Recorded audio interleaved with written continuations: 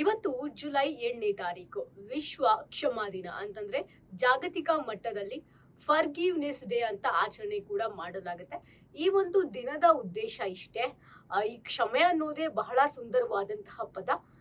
So ಒಂದು ಸಂಬಂಧವನ್ನ ಉಳಿಸ್ಕೊಳ್ಳಿಕ್ಕೆ ನಾವು ಕ್ಷಮೆಯನ್ನ ಕೇಳಬೇಕು, ಸಾರಿಯನ್ನ ಕೇಳಬೇಕು.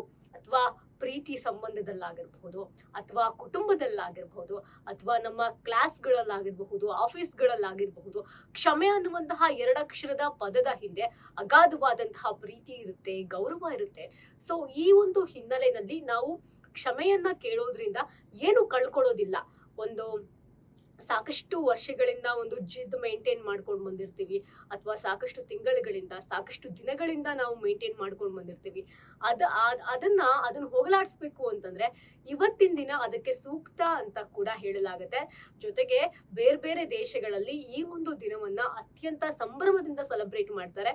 ಯಾಕಂದ್ರೆ ಅವರಿಗೆ ಸಂಬಂಧಗಳನ್ನ ಕಳ್ಕೊಳ್ಳೋದ್ರಲ್ಲಿ ಆಸಕ್ತಿನೇ ಇರೋದಿಲ್ಲ.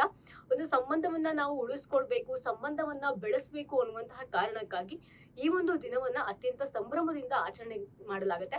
ಪ್ರತಿ ವರ್ಷ ಜುಲೈ 7ನೇ ತಾರೀಕು ವಿಶ್ವ ಕ್ಷಮಾ ದಿನ ಅಂತ ಕೂಡ ಆಚರಣೆ ಮಾಡ್ತಾರೆ.